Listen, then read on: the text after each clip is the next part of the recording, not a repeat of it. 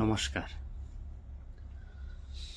অসম সাহিত্য সেৱা মঞ্চৰ সভাপতি আমাৰ অতিকৈ শ্ৰদ্ধাৰ ডক্টৰ কিশোৰ হাজৰিকাদেৱ, মঞ্চৰ মুখ্য উপদেষ্টা শ্ৰদ্ধাৰ তিলক চন্দ্ৰ শৰ্মাদেৱ, মুখ্য পৃষ্ঠপোষকদ্বয় ক্ৰমে মেৰাজ ৱাছিকুৰ ৰহমানদেৱ আৰু ডক্টৰ শেৱালী বৰালৈ আন্তৰিক শ্ৰদ্ধা নিবেদিছোঁ আৰু অসম সাহিত্য সেৱা মঞ্চলৈ আজি প্ৰথম মই কবিতা পাঠৰ লাইভ অনুষ্ঠানলৈ আহিছোঁ। কবিতা পাঠৰ বিশেষ অভ্যাস নাই, নতুন শিকাৰো, নতুনকৈ শিকি আছোঁ। সেয়েহে এবৰি ভুল হোৱাটো তেনেই স্বাভাৱিক। মোৰ সেই ভুলবোৰ আপোনালোকে নিজৰ ভুল বুলি ক্ষমা কৰি দিব বুলি মই আশা ৰাখি আজিৰ কবিতা পাঠৰ অনুষ্ঠানলৈ মই আগবাঢ়িব বিচাৰিছোঁ। কবিতা পাঠৰ আৰম্ভণিতেই বিগত বৰ্ষত অসম সাহিত্য সেৱা মঞ্চৰ এগৰাকী জ্যেষ্ঠ প্ৰকাশিকা আমাৰ মাজৰ পৰা নোহোৱা হৈ গ'ল আৰু কবিতা পাঠ বুলি ক'লে মই তেখেতৰ নাম যদি নলওঁ তেতিয়াহ'লে তেখেতৰ আত্মাই হয়তো শান্তি নাপাব, কিয়নো এই কবিতা পাঠৰ যি ব্যৱস্থা, সেই কবিতা পাঠ মই তেখেতৰ পৰাই সাহস পাইছিলোঁ। তেখেতৰ নেৰানা পেৰা তাগিদাৰ বাবেই মই জীৱনৰ প্ৰথম তেখেতৰ এটি কবিতা পাঠ কৰিছিলোঁ। মই কাৰ কথা ক'ব বিচাৰিছোঁ আপোনালোকে নিশ্চয় বুজিব পাৰিছেই। তেখেত আমাৰ অসম সাহিত্য সেৱা মঞ্চৰ সকলোৰে শ্ৰদ্ধাৰ, সকলোৰে আদৰৰ, সকলোৰে লগত মিলিব পৰা এগৰাকী কথা গল্পকাৰ, সুকবি, সংগঠনৰ ক্ষেত্ৰতো তেখেতৰ বলিষ্ঠ অৱদান আছিল। তেখেত শ্ৰদ্ধেয়া সুৱলা বৰ্মন বাইদেউ যোৱা আগষ্ট মাহৰ 21 তাৰিখে তেখেত আমাৰ মাজৰ পৰা নোহোৱা হৈ গৈছিল। নোহোৱা হৈ যোৱাৰ যি বেদনা, সেইটো আমাৰ বুকুত সদায় থাকিব।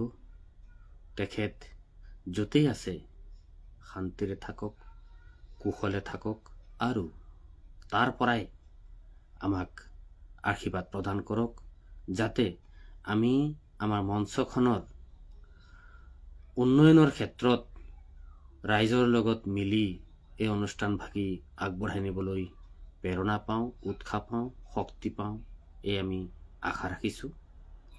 আহকচোন আমাৰ পৰিচালক আব্দুল কাদেৰ মিয়া ভাইটিয়ে পৰিচালনাৰে আৰম্ভ হোৱা আজিৰ এই কবিতাৰ সন্ধ্যা অনুষ্ঠানটি আৰম্ভ কৰোঁ। প্ৰথমেই পৰিচালক আব্দুল কাদেৰ ভাইটিকো ধন্যবাদ জনাইছোঁ। তেখেতে ইমান ব্যস্ততাৰ মাজতো তেখেতে আমাৰ মঞ্চত সেই কবিতাবিলাক সংগ্ৰহ কৰি মোলৈ পঠিয়াই দিছিল।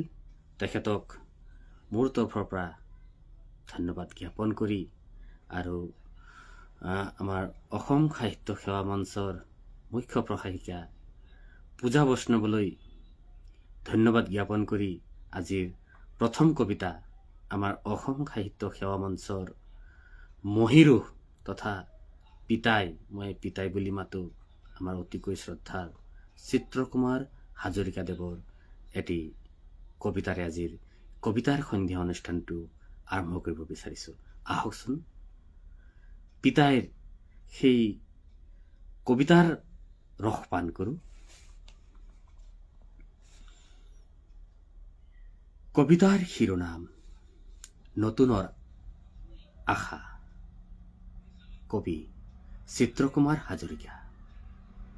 নতুন বুলিয়েই এটি আশা জাগে হৃদয়ৰ কিবা এটা আশাৰ সুৰ লৈ ভাগে ভাগে উদ্দীপনাবোৰে তেনেই কাষলৈ আহে। কেনেকৈ কওঁ মই সিহঁতক মই যে এটি প্ৰাচীন সত্তা। নতুন বুলি নাথাকে আচলতে একো যে কথা। নতুনৰ কথাবোৰ কেৱল ওপৰে ওপৰে থাকে ভাহি।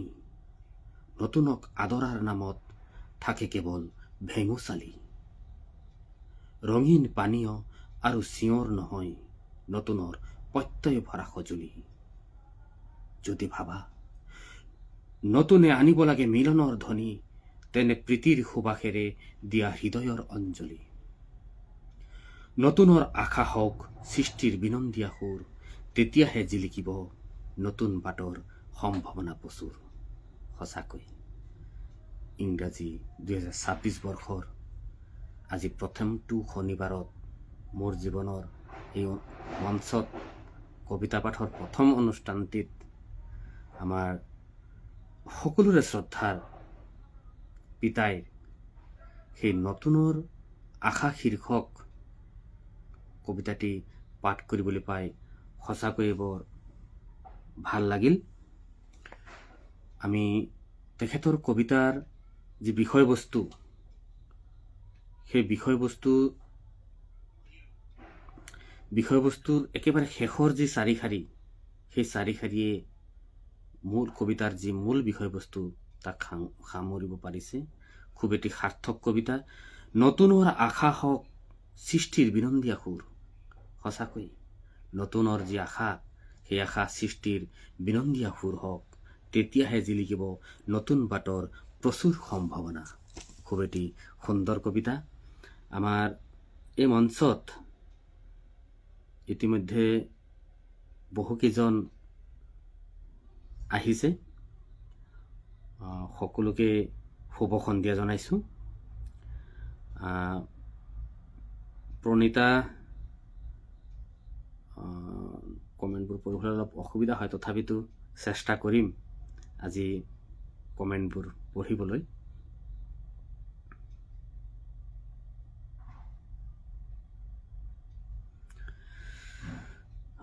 বিজুলী তালুকদাৰ ৱাচিং, পৰি গগৈ ৱাচিং।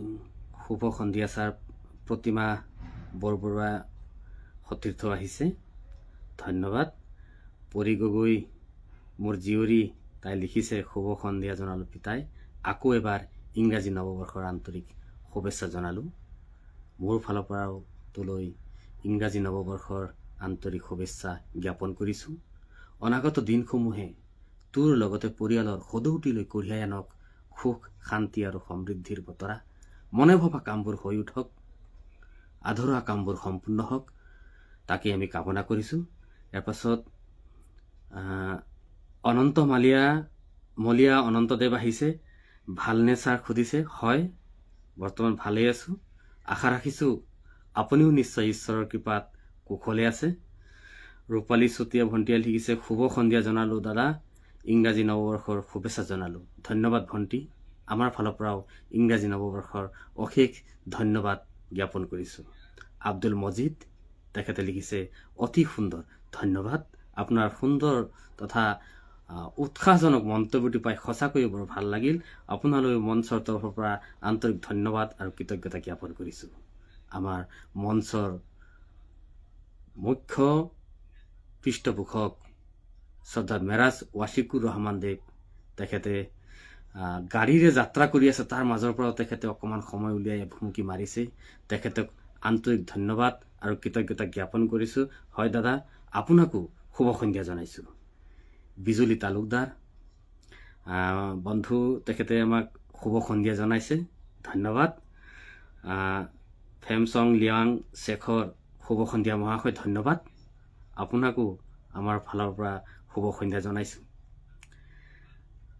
জ্যোৎস্না গোহাঁই, শুভ সন্ধিয়া জনাইছোঁ। হয়, ধন্যবাদ। আপোনাকো শুভ সন্ধিয়া জনাইছোঁ।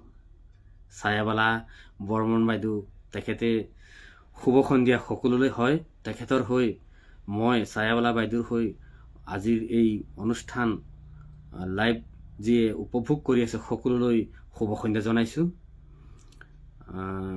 ৰূপালী চতিয়াই লিখিছে সুন্দৰ লাইভ দাদা ধন্যবাদ ভণ্টি মই চেষ্টাহে কৰিছোঁ সুন্দৰ হৈছে হোৱা নাই সেইটো ভণ্টি বা দাদা বাইদেউ বন্ধু বান্ধৱ তেখেতসকলে বিবেচনা কৰিব আনন্দিতা হাজৰিকা বাইদেউ আহিছে সকলোকে ইংৰাজী নৱবৰ্ষৰ প্ৰীতি ভৰা শুভেচ্ছা জনালোঁ ধন্যবাদ আমাৰ ফালৰ পৰা আপোনালৈ 2026 ইংৰাজী নৱবৰ্ষৰ আন্তৰিক শুভকামনা জ্ঞাপন কৰিছোঁ শ্বৰীফ উজ্জামান ছাৰ চাই আছে তেখেতক আমাৰ এই মঞ্চৰ যি কবিতা পাঠৰ কবিতাৰ সন্ধিয়াৰ যি অনুষ্ঠান সেই অনুষ্ঠানত আন্তৰিকতাৰে স্বাগতম জনাইছোঁ পূজা প্ৰেম বৈষ্ণৱ আমাৰ মঞ্চৰ মুখ্য প্ৰসায়িকা তাই লিখিছে শুভ সন্ধিয়া হয় মোৰ তৰফৰ পৰা শুভ সন্ধিয়া জনাইছোঁ পৰি গগৈ লিখিছে এই মঞ্চৰ সকলোকে ইংৰাজী নৱবৰ্ষৰ আন্তৰিক শুভেচ্ছা জনাইছোঁ ধন্যবাদ আই তোৰ হৈ সকলোকে ময়ো ইংৰাজী নৱবৰ্ষৰ আন্তৰিক শুভেচ্ছা জ্ঞাপন কৰিছোঁ বিজুলতা পায়েং বাইদেউ চাই আছে বিজুলতা পায়েং বাইদেউ লিখিছে শুভ সন্ধিয়া দাদা হয় ধন্যবাদ ধন্যবাদ ভণ্টি আপোনাৰ এটি খুব ভাল বাৰ্তা এটি পাইছোঁ যোৱা কিছুদিন পূৰ্বে আপুনি নতুনকৈ শিক্ষয়িত্ৰী হিচাপে যোগদান কৰাৰ যি নিযুক্তি পত্ৰ পাইছে আমি সঁচাকৈ বৰ সুখী হৈছোঁ আমি গৌৰৱ অনুভৱ কৰিছোঁ যে আপুনি পলমকৈ হ'লেও অসম চৰকাৰৰ শিক্ষা বিভাগৰ দ্বাৰা আপুনি এগৰাকী শিক্ষয়িত্ৰী হিচাপে নিয়োগ পত্ৰ পাইছে এইটো সঁচাকৈ বৰ ভাল খবৰ এই মঞ্চৰ তৰফৰ পৰা আপোনাক আন্তৰিক ধন্যবাদ আৰু কৃতজ্ঞতা লগতে সেই নতুন যি বতৰা তাৰ বতৰাৰ কাৰণে আপোনাক শুভেচ্ছা জ্ঞাপন কৰিছোঁ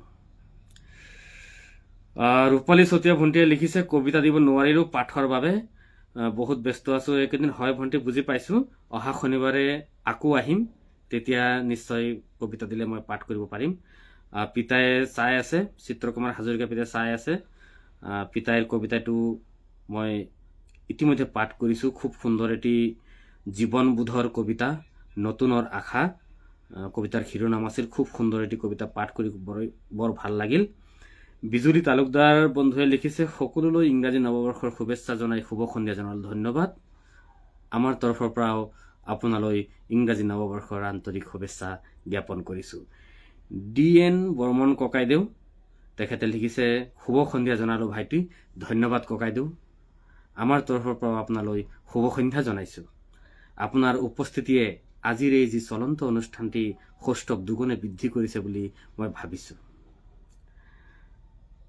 চক্ৰজিৎ বেজবৰুৱাদেৱ গোটৰ সকলো সদস্যলৈ নৱবৰ্ষৰ শুভেচ্ছা জনালোঁ লিখিছে বেজবৰুৱাদেৱক মোৰ তৰফৰ পৰা আন্তৰিক ধন্যবাদ আৰু কৃতজ্ঞতা জ্ঞাপন কৰিছোঁ কৈলাশ চতিয়াদেৱ তেখেত আহিছে তেখেতে লিখিছে শুভ সন্ধিয়া জনালোঁ ধন্যবাদ আপোনালৈও আমাৰ মঞ্চৰ ফালৰ পৰা শুভ সন্ধিয়া জনাইছোঁ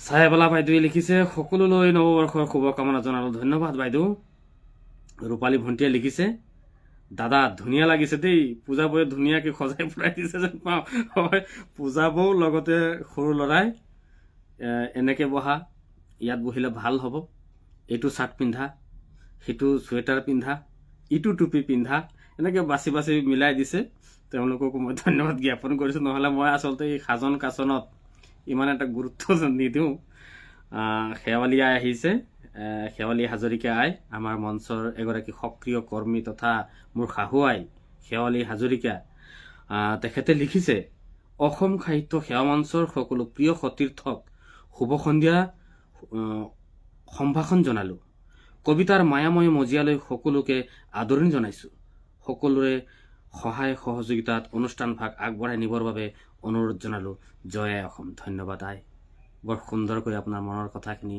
প্ৰকাশ কৰিছে আচলতে আমিও সেইটোৱেই বিচাৰোঁ সকলোৰে সহযোগিতাত আমি ইজনে সিজনৰ হাতত ধৰি আহকচোন সাহিত্যৰ যি বৰ্ণিল পথাৰ সেই বৰ্ণিল পথাৰত আৰু এখোজ আগুৱাই যাওঁ আৰু এই যাত্ৰাত আগুৱাই যোৱাটো অকলে আগুৱাই যোৱাটো কেতিয়াও সম্ভৱ নহয় আমি ইজনে সিজনক যদি উৎসাহজনক মন্তব্যৰে উৎসাহিত নকৰোঁ তেতিয়াহ'লে আগুৱাই যোৱাত আমাৰ যথেষ্ট অসুবিধা হয় ভুল হ'ব পাৰে কেতিয়াবা আমি কিবা এটা লিখিব বিচাৰিছোঁ হয়তো কিবা এটা লিখিবলৈ যাওঁতে হয়তো ক'ৰবাত বানান বিভ্ৰাট বা ক'ৰবাত হয়তো নিলিখিবলগীয়াও কিবা এটা হৈ যাব পাৰে সেইবিলাক গঠনমূলক আলোচনাৰে আমি যদি সমাধান কৰোঁ বা বুজাই দিওঁ যে আপোনাৰ এই ভুলটো হৈছে বা এইটো এনেকৈ ক'লে এনেকুৱা হ'ব নেকি এনেধৰণে যদি আমি গঠনমূলক প্ৰক্ৰিয়াৰে যদি আমি আগবাঢ়ি যাওঁ মই ভাবোঁ আমাৰ মাজত যি ঐক্যতা সেই ঐক্যতা বৃদ্ধি পাব, আমি ইজনে সিজনৰ সহযোগিতাত আমি আগুৱাই যাব পাৰিম। আৰু পৃথিৱীত এনে কোনো মানুহ হয়তো নাই যিয়ে দৃঢ়তাৰে ক'ব পাৰে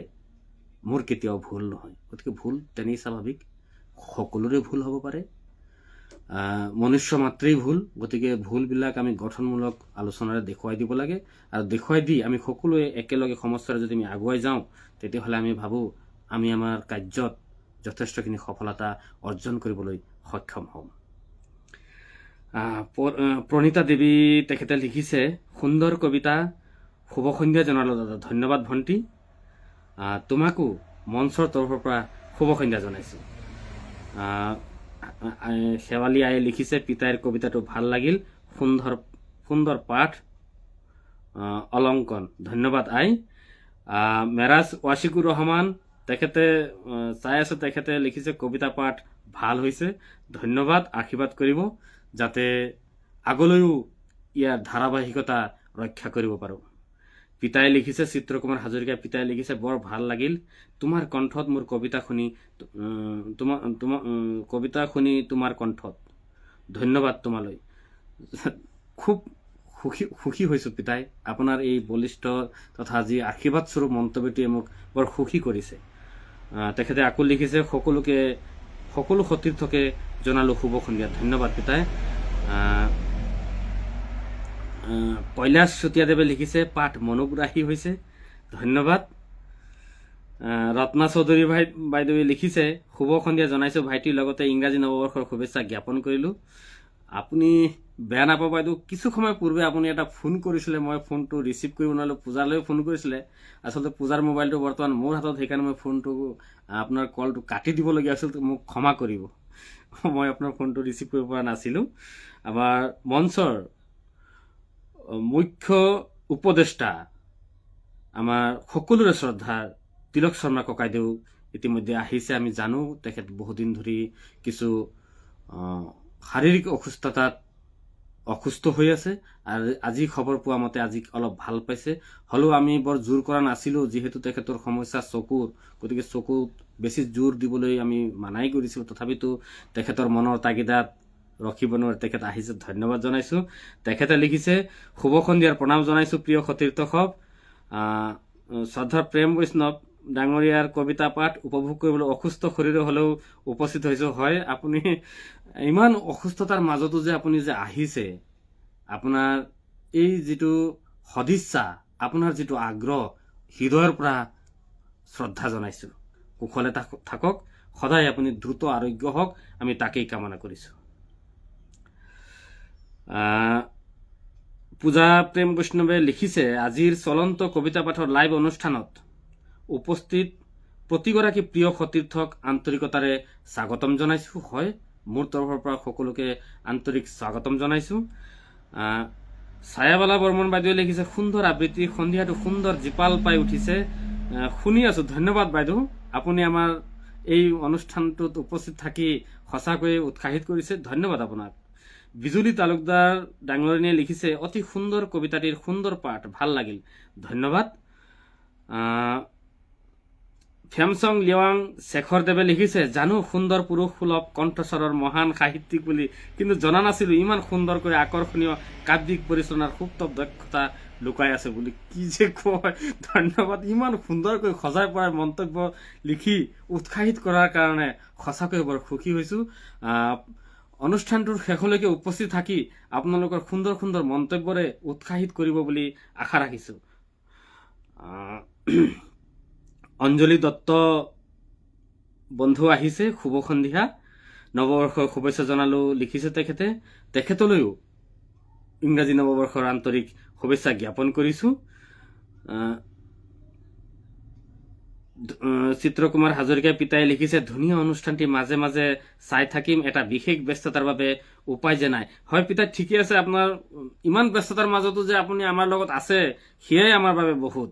ইয়াৰ পাছত মনোজ কুমাৰ নাথ, সময়বোৰ সুন্দৰ হওক, ধন্যবাদ। আব্দুল কাদিৰ ভাইটি তেখেতে লিখিছে, শুভ সন্ধ্যা জনালোঁ, ধন্যবাদ ভাইটি। ডম্বৰুধৰ বৰদলৈ তেখেত আহিছে, তেখেতে উপভোগ কৰি আছে, তেখেতে লিখিছে, শুভ সুন্দৰ। জয়শ্ৰীজি, চেলিনা জাসমিন, শুভ সন্ধ্যা, ধন্যবাদ। আপোনাকো আমাৰ ফালৰ পৰা শুভ সন্ধ্যা জনাইছো। নিকি মেধি মোৰ এটা কবিতা পাঠ কৰিব। আজি আচলতে লাইভ চলি থকা অৱস্থাত কবিতাটো ল'ব পৰা নাযাব। আমি আকৌ অহা শনিবাৰে আকৌ আহিম, যেতিয়া পাঠৰ কাৰণে যেতিয়া মঞ্চত পোষ্ট কৰা হ'ব আপোনাৰ কবিতাটো নিশ্চয় দিব। আৰু যদি আপুনি ব্যক্তিগতভাৱে তাত দিব নোৱাৰে, আপুনি আমাৰ পৰিচালকক হ'লেও কবিতাটো দিব, মই নিশ্চয় পাঠ কৰিবলৈ চেষ্টা কৰিম। পিতাই লিখিছে, খুব ভাল কথা, ভুল নোহোৱাৰ কোনো মানে নাই। হয় পিতাই, ঠিকেই কৈছে। এতিয়া আমাৰ পৰিচালক আব্দুল কাদেৰ ভাইটি তেখেতে লিখিছে, আজিৰ কবিতা পাঠৰ লাইভ অনুষ্ঠানত উপস্থিত প্ৰতিগৰাকী সতীৰ্থকে আন্তৰিকতাৰে স্বাগতম জনালো। শেষলৈকে অনুষ্ঠানত উপস্থিত থাকি আমাক সহযোগিতা কৰিব বুলি আশা কৰিলো। পৱন বৰুৱাদেৱ তেখেত পিতাই, তেখেত আমাৰ এই অনুষ্ঠানত উপস্থিত থাকি সুন্দৰ এটি মন্তব্য দিছে। তেখেতে লিখিছে, পিতাই লিখিছে, প্ৰেমে কবিতা পাঠ কৰিব বুলি শুনি লাইভত অংশ ললো। ভাল লগা অনুষ্ঠান এটা উপভোগ কৰি আছো। ধন্যবাদ পিতাই, আপোনাৰ মন্তব্যটো মোৰ বাবে এটা আশীৰ্বাদ স্বৰূপ, এটা উপহাৰ স্বৰূপ। খুব ভাল লাগিল। আমি বেছিকৈ মন্তব্য নভৰি অলপ পাছত কবিতালৈ যাওঁ। ইয়াৰ পাছত আকৌ মন্তব্যত আমি সোমাই যাম। এতিয়া অন্য এটা কবিতাৰ মাজলৈ যাব বিচাৰিছো। কবিতাৰ শিৰোনাম স্মৃতিৰ খিৰিকী। লিখি পঠিয়াইছে ডিব্ৰুগড়ৰ পৰা সুকবি এনি গগৈ ডাঙৰীয়ানীয়ে। আহকচোন কবিতাটোৰ ভিতৰলৈ সোমাই যাওঁ।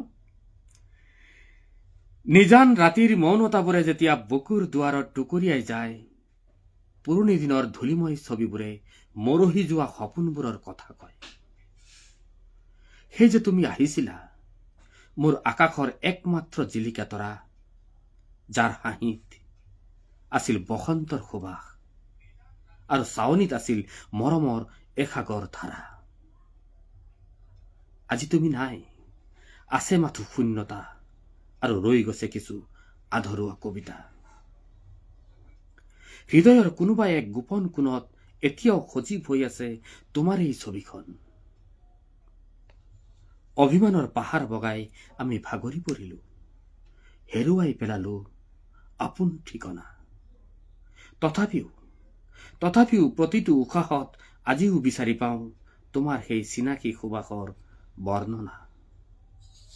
সময়বোৰ পাৰ হৈ যায় নিজৰ গতিত, কিন্তু আবেগবোৰ ৰৈ যায় একে ঠাইতে। তুমি হয়তো ভালেই আছা নিজৰ পৃথিৱীত, মইহে বন্দী হৈ ৰলো পুৰণি স্মৃতিৰ ছাঁতে।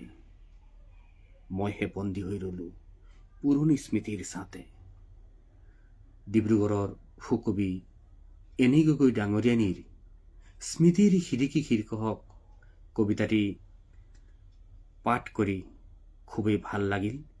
এটি হৃদয়ত স্পৰ্শ কৰিব পৰা, হৃদয় চুই যাব পৰা এটি সুন্দৰ কবিতা।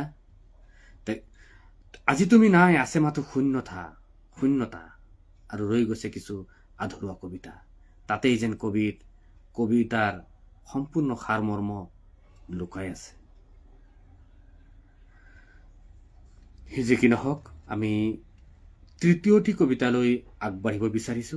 ইয়াৰ পাছত তৃতীয়টি কবিতা পাঠ কৰাৰ পাছত আমি আকৌ মন্তব্য পঢ়িম। তৃতীয়টি কবিতা পাঠ কৰিব লৈছো।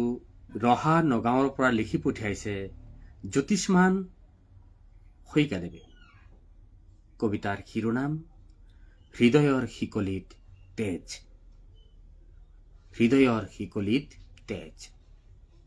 কবি জ্যোতিষ্মান শইকীয়া। হৃদয়ৰ শিকলিত তেজ, প্ৰতিটো টোপালে এটা উচুপনি, ৰক্তৰ বুকুত জ্বলি উঠে নাম নথকা বেদনাৰ চিঞৰ। যাযাবৰী জীৱনৰ কোলাহলত মোৰ বুকুখনেই মোৰ একমাত্ৰ ঘৰ আছিল। সেই ঘৰখনো আজি বতাহে উৰুৱাই নিলে।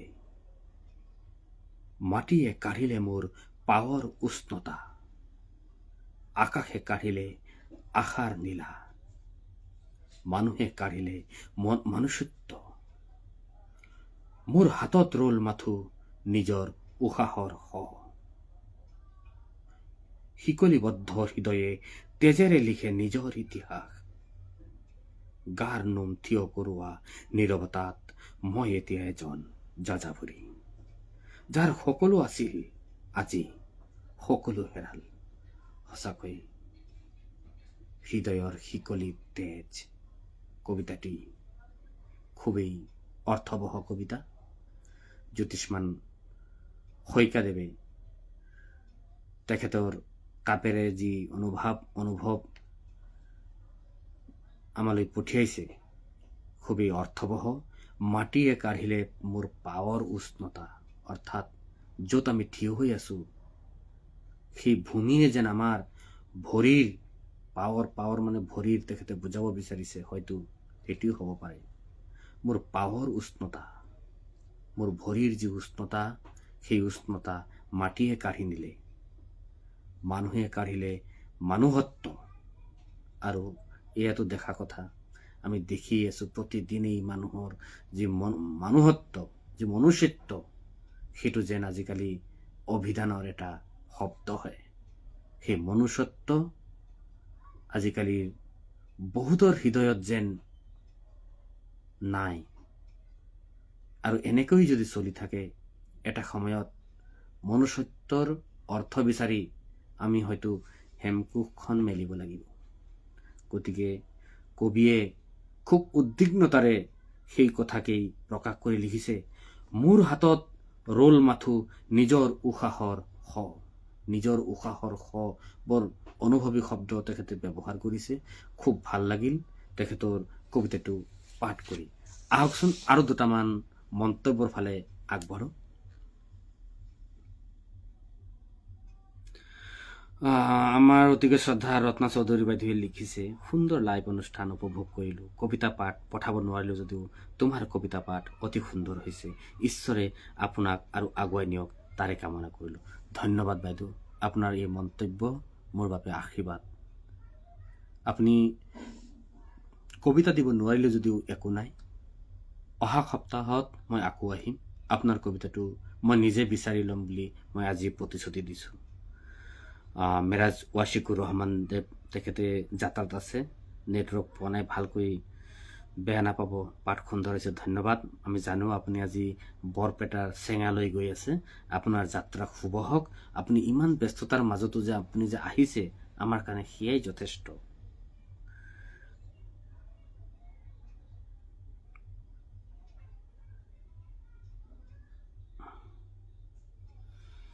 আমাৰ পৰিচালক আব্দুল কাদেৰ ভাইটিয়ে লিখিছে সুন্দৰ অনুভৱৰ সুন্দৰ পাঠ ধন্যবাদ ভাইটি কবি এনি গগৈ কবিতা শুনি ভাল লাগিল আমাৰ পিতাই লিখিছে শ্ৰদ্ধা চিত্ৰকুমাৰ হাজৰিকা পিতাই লিখিছে কবি এনি গগৈ কবিতা শুনি ভাল লাগিল ধন্যবাদ পিতাই আকৌ লিখিছে তেখেতে সুন্দৰ অনুষ্ঠান ধন্যবাদ পিতাই আমাৰ মুখ্য উপদেষ্টা শ্ৰদ্ধা তিলক চন্দ্ৰ শৰ্মাদেৱে লিখিছে এনি গগৈ ডাঙৰীয়ানীৰ অনন্য অনুভৱৰ কবিতাটিয়ে হৃদয় চুই গ'ল আপোনাৰ পাঠ অনুপম ধন্যবাদ ককাইদেউ আপোনাৰ এই যি অনুপম শব্দ এই শব্দটো যে মোৰ কাৰণে কিমান ডাঙৰ উপহাৰ আপোনাক হয়তো মই ভাষাৰে বুজাব পৰা বা বৰ্ণনা কৰিব পৰা মোৰ শব্দৰ অভাৱ অনুভৱ কৰিছোঁ পিতাই আকৌ লিখিছে হৃদয়ৰ শিকলি তেজ সুন্দৰ কবিতা ভাল লাগিল অঞ্জমণি কলিতা আমাৰ মঞ্চৰ মডাৰেটৰ তেখেতে লিখিছে সকলোকে শুভ সন্ধিয়াৰ সেৱা জনালো পলমকৈ উপস্থিত হ'ব লগা হোৱা বাবে ক্ষমা বিচাৰিলো নাই ক্ষমা বিচৰাৰ তেনেকুৱা কোনো কথা নাই আপুনি নিশ্চয় ব্যস্ত আছিলে সেইকাৰণে অকণমান পলম হ'ল একো নাই আমাৰ যি দৈনন্দিন কৰ্ম বা আমাৰ যিটো গৃহস্থালী যিটো কৰ্ম সেই কৰ্মটোক আমি প্ৰাধান্য দিব লাগিব তাৰ পিছতহে আমি ফেচবুক হোৱাটছআপ বা অন্যান্য যিবিলাক প্ৰাসংগিক কাম আমি সেই কামবিলাক আমি কৰিব পাৰোঁ কিন্তু প্ৰথম নিজৰ কামখিনি যিটো কৰণীয় যিটো নকৰিলে নহয় সেই কামখিনি আমি কৰিবই লাগিব সেইখিনিক আমি প্ৰাধান্য দিবই লাগিব তাৰ পিছতহে আমি অন্য কৰিম যি কি নহওক আপুনি আহিছে আমাৰ কাৰণে সেয়াই যথেষ্ট শেৱালীয়াই লিখিছে শেৱালী হাজৰিকাই লিখিছে অনুভূতিৰ স্পন্দিত এপাহি বৰ্ণময় ফুলেই হ'ল কবিতা সেয়ে কবিতা মোৰ বৰ প্ৰিয় প্ৰতিগৰাকী কবিৰ কলমীতে নিগৰি অহা সুকোমল অনুভৱৰ ৰস আস্বাদ কৰি আপ্লুত হওঁ কবিতাৰ বাস্তৱমুখী হলে কবিতাবোৰ বাস্তৱমুখী হ'লে নিজৰ লগতে সমাজখন চহকী আৰু সংস্কাৰী হয়। খুব সুন্দৰ কথা লিখিছে আয়ে, একদম বাস্তৱ কথা। কবিতাবোৰ যদি বাস্তৱমুখী হয় আৰু সেই বাস্তৱমুখীয়ে যদি একোটা বাৰ্তাবাহক হয়, খুবেই এটা সুন্দৰ হয়। আৰু আমাৰ মঞ্চৰ যিসকল কবিয়ে উদীয়মান বা নবীন প্ৰবীণ যিসকল কবিয়ে কবিতাসমূহ মানে হেৰি কৰি আছে, লিখি আছে, প্ৰায়বোৰ কবিতাই খুব সুন্দৰ আৰু বাস্তৱমুখী বা একোটা কবিতাত একোটা বাৰ্তা থাকে, আৰু সিয়েই আমাৰ বাবে এটা ধনাত্মক দিশ। ৰূপা বৰপূজাৰী বাইদেউ আহিছে, ভাল লাগিল, ধন্যবাদ বাইদেউ। বিজুলী তালুকদাৰ ডাঙৰীয়াই লিখিছে, হৃদয়ৰ শিকলি তেজ হৃদয় বিদাৰক কবিতাটোৱে অন্তৰ চুই গ'ল। হয় হয় বন্ধু, আপুনি ঠিকেই কৈছে। জ্যোতিষ্মান শইকীয়াদেৱৰ হৃদয়ৰ শিকলি তেজ শীৰ্ষক কবিতাটো সঁচাকৈয়ে হৃদয়স্পৰ্শী। আমি আহকচোন পৰৱৰ্তী 4 নম্বৰ যিটো কবিতা, সেই কবিতাটোলৈ আগবাঢ়ো। দুই এটা মন্তব্য হয়তো ৰৈ গৈছে, যিসকলৰ মন্তব্য ৰৈ গৈছে, আচলতে মন্তব্যবোৰ মই আজি অনুভৱ কৰিছোঁ। অন্য লাইভ চাওঁতে ভাবোঁ যে মন্তব্যটো মই লিখিলোঁ, মোৰ মন্তব্যটো কিয় পাঠ কৰা নাই। আচলতে কিছুমান মন্তব্য ক্ৰমান্বয়ে ওপৰলৈ উঠি যায়, আৰু এবাৰ উঠি গ'লে তাক বিচাৰি অনাটো খুবেই এটা জটিল প্ৰক্ৰিয়া হয়, তাৰ কাৰণে অলপ অসুবিধা হয়। সেইকাৰণে কিছুমান মন্তব্য হয়তো মই পঢ়িব পৰা নাই। যিসকলৰ মন্তব্য মই পঢ়িব পৰা নাই, তেখেতসকলৰ ওচৰত মই ক্ষমা প্ৰাৰ্থী। আহকচোন, ডিব্ৰুগড়ৰ পৰা লিখি পঠিয়াইছে আমাৰ উৰ্বশী মৰাণ ভণ্টীয়ে, তেখেতৰ কবিতাৰ শিৰোনাম কুঁহিপাত। লিখিছে উৰ্বশী মৰাণ। হাতখন ধৰিবলৈ সহজ, আজীৱন একাত্ম হৈ থাকিবলৈ কঠিন। পোৱা নোপোৱাৰ আলি দুমোজাত জীৱনৰ কুঁহিপাত, যুদ্ধৰ মিছাইলৰ শব্দতকৈও ভয়ংকৰ শীতল যুদ্ধ হৃদয়ৰ। কি এক নাম জীৱনৰ, প্ৰতাৰণা আৰু প্ৰত্যাখ্যানৰ। কবিতাত শব্দ সংখ্যা খুবেই কম, কিন্তু কবিতাটোৰ মাজত এক সাংঘাতিক জীৱনবোধৰ অৰ্থ ইয়াত সোমাই আছে। আৰম্ভণিতে কবিয়ে লিখিছে, হাতখন ধৰিবলৈ সহজ, আজীৱন একাত্ম হৈ থাকিবলৈ খুবেই কঠিন। হয়, আমি হাতখন ধৰা আৰু সেই ধৰা হাতখন আজীৱন একে ধৰণে ৰখাটো বৰ কঠিন হয়। সেই কথাটো কবিয়ে তেখেতৰ কাব্যিক ব্যঞ্জনাৰে খুব সুন্দৰকৈ উপস্থাপন কৰিছে। পোৱা নোপোৱাৰ আলি দুমোজাত জীৱনৰ কুঁহিপাত। হয়, জীৱনৰ প্ৰতিদিনেই আমাৰ একোটা কুঁহিপাত। জীৱনৰ কোনো মানুহৰ জীৱনৰ কোনো ভৰসা নাই। আজি আছো, কালি বা কাৰ কি হয় কোনেও ক'ব নোৱাৰে। তথাপিতো আমি জীৱনক লৈ আমি সপোন দেখিব লাগিব, আমি জীৱনক আমি সজাব লাগিব। জীৱনত যিবিলাক আমি আশা কৰোঁ, সেই আশাবিলাক যে আমাৰ পূৰণ হ'ব তাৰ কোনো মানে নাই। কিন্তু আশা আৰু সপোন আমাৰ থাকিব লাগিব, নহ'লে যে জীৱন আমাৰ ব্যৰ্থ হ'ব। সেই কথাটোকেই পোৱা নোপোৱাৰ আলি দুমোজাত জীৱনৰ কুঁহিপাত। সঁচাকৈ উৰ্বশী মৰাণৰ কুঁহিপাত শীৰ্ষক কবিতাটো পাঠ কৰি সঁচাকৈয়ে বৰ ভাল লাগিল। আমি পৰৱৰ্তী এটি কবিতাৰ মাজলৈ যাব বিচাৰিছোঁ, তাৰ পাছত আকৌ মন্তব্যলৈ আহিম।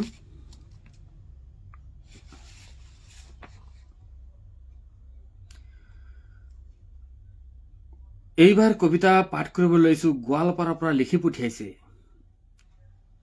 আমাৰ অসম সাহিত্য সেৱা মঞ্চৰ এগৰাকী সক্ৰিয় মডাৰেটৰ উষা ৰায় ৰাভা।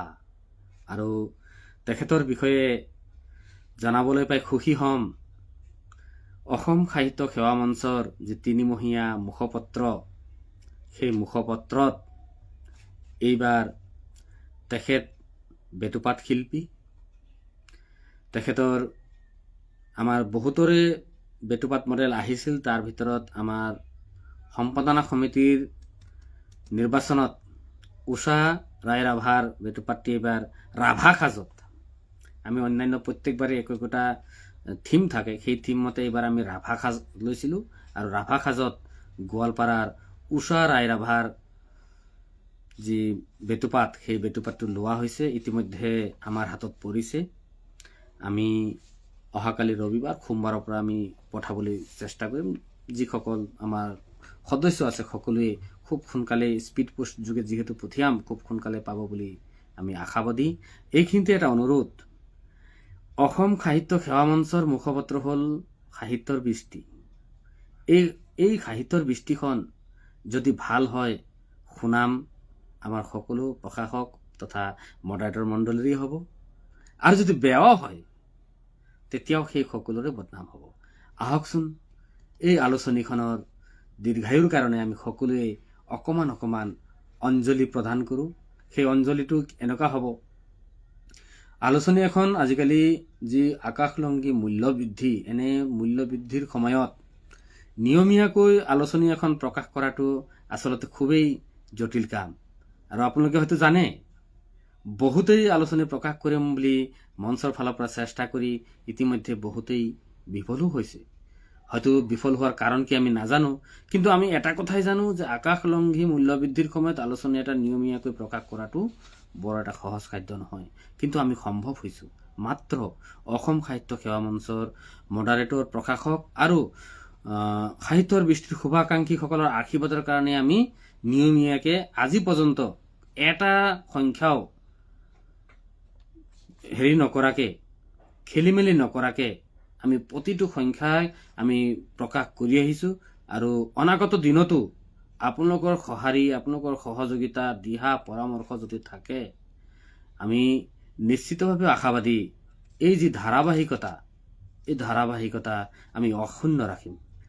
যি কি নহওক, এই আপাহতে আমাৰ সাহিত্যৰ বৃষ্টি পৰিয়ালৰ সৈতে জড়িত সকলো শুভাকাংক্ষী সাহিত্য প্ৰাণ সুহৃদবৃন্দলৈ মোৰ তৰফৰ পৰা ইংৰাজী নতুন বছৰৰ আন্তৰিক শুভেচ্ছা জ্ঞাপন কৰিছো। সকলোৰে দিনবোৰ ভাল হওক, সুন্দৰ হওক। আহকচোন আমাৰ ৪ৰ্থ বছৰৰ প্ৰথম যি সংখ্যা, অৰ্থাৎ জানুৱাৰী, ফেব্ৰুৱাৰী, মাৰ্চৰ যি সংখ্যাৰ বেটুপাত মডেল উষা ৰয় ৰাভাই লিখি পঠোৱা সেই অনুভৱটিৰ মাজলৈ সোমাই যাওঁ। তেখেতে কবিতাৰ ওপৰত লিখিছে, বছৰৰ শেষৰটো কবিতা। কবিতাৰ শিৰোনাম লুইত পৰিয়া আবেলি।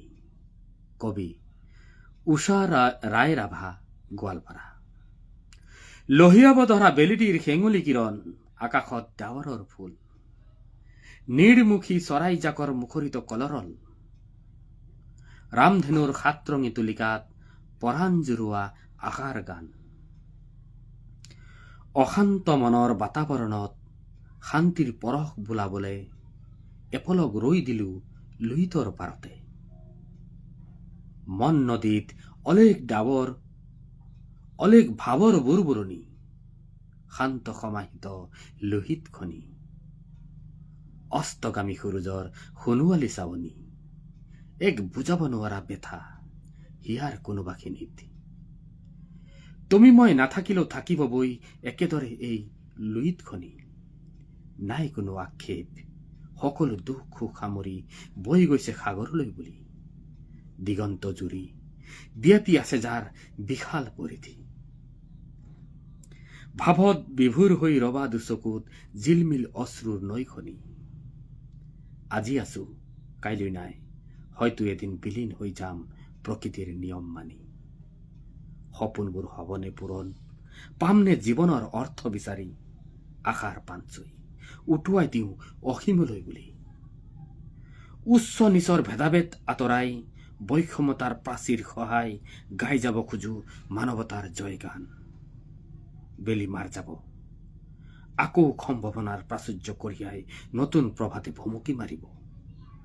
আশাবাদী মন, নৱপ্ৰজন্মই ঐক্য আৰু সংহতিৰ ভেটি আৰু অধিক সুদৃঢ় কৰিব।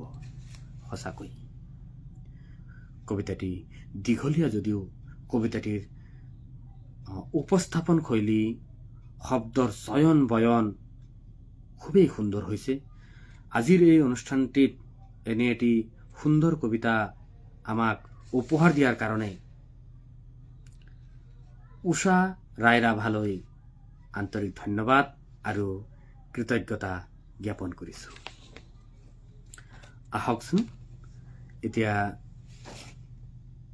দুটামান মন্তব্যৰ ভিতৰলৈ সোমাই যাওঁ।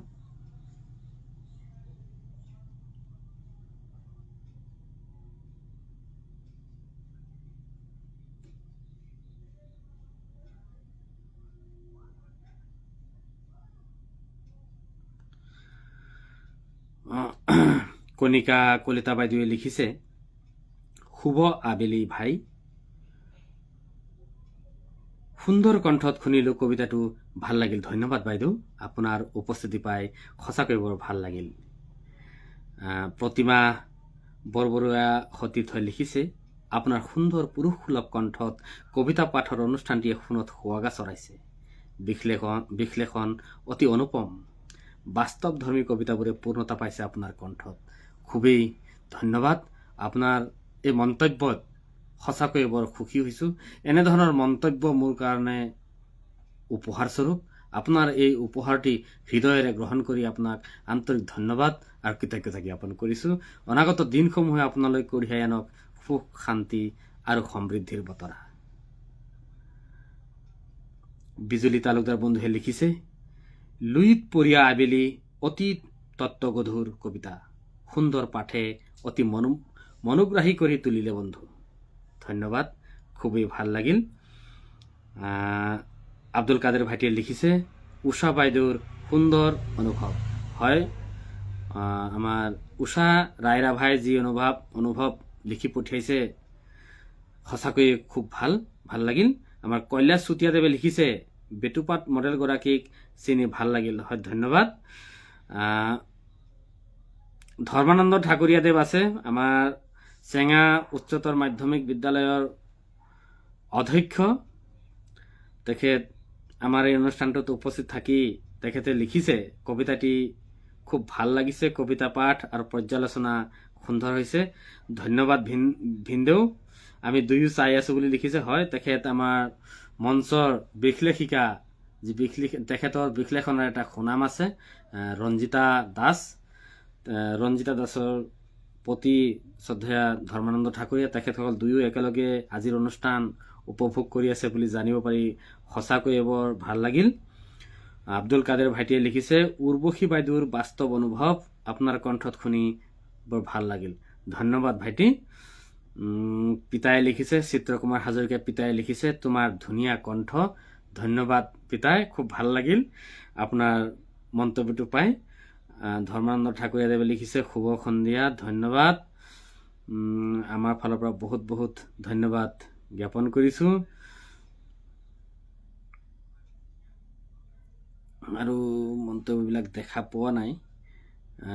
ৰঞ্জিতা বাইদেউ, আমাৰ ৰঞ্জিতা দাস বাইদেউ, তেখেত লাইভত অনুষ্ঠানত উপস্থিত আছে বুলি জানিব পাৰি বৰ ভাল লাগিল। এতিয়া আমি আৰু সম্ভৱ মন্তব্য দেখা পোৱা নাই। তিলক চন্দ্ৰ শৰ্মা দাদাই লিখিছে, উৰ্বশী মৰাণ ভণ্টিৰ অনুভৱত জীৱনৰ সংজ্ঞা অতি কম শব্দৰে কম পৰিসৰত মসৃণ বৰ্ণনা প্ৰকাশিত হৈছে। সুখ দুখ, আহ্বান প্ৰত্যাহ্বান, আশা নিৰাশা, পোৱা নোপোৱা, এন্ধাৰ পোহৰৰ সকলো সংমিশ্ৰণেই জীৱনৰ সংমিশ্ৰণেইতো জীৱন। বাহ, কি সুন্দৰ অনুভৱ। ভুৰুকাত হাতী, অভিনন্দন আৰু শুভেচ্ছা। সঁচাকৈ ককাইদেউ, আমাৰ উৰ্বশী মৰাণ ডাঙৰীয়ানীৰ যি কবিতাটো ভুৰুকাত হাতী বৰুৱা সদৃশে খুব এটা সুন্দৰ আপুনি মন্তব্য আগবঢ়াইছে, খুব ভাল লাগিল। এনি গগৈ ডাঙৰীয়ানী আহিছে, তেখেতে লিখিছে যে মোৰ দেৰি হ'ল। হয়, দেৰি হ'ল যদি উপায় নাই, ঘৰৰ যিটো দৈনন্দিন কাম সেইখিনিতো কৰিবই লাগিব। যি কি নহওক, আপোনাৰ কবিতাটি ইতিমধ্যে পাঠ কৰা হৈছে। খুব এটি সুন্দৰ কবিতা আপুনি আমালৈ পঠিয়াইছিল। আমাৰ অতিকৈ শ্ৰদ্ধাৰ বীৰেন চন্দ্ৰ হাজৰিকা, তেখেত অৱসৰী কৃতি শিক্ষক কলিয়াবৰ পৰা তেখেতে চাই আছে। তেখেত আমাৰ পূজাৰ শিক্ষাগুৰু, সৰুৰ পৰাই পূজাক পাইছে। সেই সূত্ৰে আমি ছাৰক তেখেতৰ ঘৰত গৈও আমি লগ কৰি আহিছোঁ। খুব শুদ্ধ আৰু নিকা আৰু উচিত মনৰ মানুহ, সকলোৰে লগত সকলোৰে সৈতে মিলিব পৰা তেখেতৰ এটা মন আছে। আৰু আমাৰ কিবা ভুল দেখা পালেও তেখেতে বিনা দ্বিধাই আমাক কয় যে এইটো ভুল, আচলতে এইটো এনেকৈ কৰিব লাগে। আচলতে এনেকুৱা কোৱা আমাক অভিভাৱকৰ যি ভূমিকা, সেই ভূমিকাখিনি আমাৰ বীৰেন চন্দ্ৰ হাজৰিকা ছাৰে আমাৰ সেই অভিভাৱকৰ ভূমিকা পালন কৰি আহিছে। তেখেত আজি এই অনুষ্ঠানত উপস্থিত থাকি আমাক যি উৎসাহিত কৰিলে সঁচাকৈ বৰ ভাল লাগিল। তেখেতে লিখিছে, প্ৰায় কেইটা কবিতাই সুন্দৰ, আপোনাৰ কণ্ঠ পাঠৰ মাধুৰ্যই মোক সদায় মোহিত হৈ আহিছোঁ। শ্ৰদ্ধাৰ বৈষ্ণৱ ছাৰ, আপোনাৰ মন্তব্যটি পাই সঁচাকৈ বৰ ভাল লাগিল। পৰৱৰ্তী সময়তো আপোনাৰ আশীৰ্বাদ আমাৰ লগত থাকিব বুলি আমি আশা কৰিছোঁ। আপোনাৰ সুস্বাস্থ্য আৰু দীৰ্ঘায়ু কামনা কৰিছোঁ। মণি ডেকা ডাঙনি আহিছে, তেখেতে লিখিছে শুভ সন্ধিয়া। আকৌ লিখিছে মণি ডেকা ডাঙনিয়ে সুন্দৰ পাঠ, ধন্যবাদ। আপোনাৰ মন্তব্যটি পাই সঁচাকৈ বৰ ভাল লাগিল। অঞ্জুমণি কলিতা ডাঙৰীয়াই লিখিছে, আপোনাৰ কণ্ঠই সদায় মোহিত কৰি আহিছে, শত শত শুভেচ্ছা জনালো। ধন্যবাদ। আপোনাৰ এই মন্তব্যটো মোৰ কাৰণে খুবেই ডাঙৰ উপহাৰ, খুব ভাল লাগিল আপোনাৰ মন্তব্যটি পাই। এনি গগৈ ডাঙৰীয়াই লিখিছে, মই প্ৰথমৰ পৰা চাম, পিছত মোৰ ক্ষুদ্ৰ অনুভৱটি পাঠ কৰাৰ বাবে বহুত বহুত ধন্যবাদ। নিশ্চয় আকৌ প্ৰথমৰ পৰা চালে নিশ্চয় হয়তো আপোনাৰ কবিতাটো দ্বিতীয়ত আছিল, নিশ্চয় চাব পাৰিব। আৰু আমাৰ ফালৰ পৰা সকলোকেই ধন্যবাদ জনাইছোঁ। ইমান ব্যস্ততাৰ মাজতো 15-16 জন এতিয়াও আছে আমাৰ লগত। সকলোকে অন্তৰৰ পৰা ধন্যবাদ আৰু কৃতজ্ঞতা জ্ঞাপন কৰিছোঁ। আপোনালোকৰ উপস্থিতিয়ে মোৰ কাৰণে আশীৰ্বাদ। আহকচোন আমি পৰৱৰ্তী কবিতাৰ মাজলৈ সোমাই যাওঁ।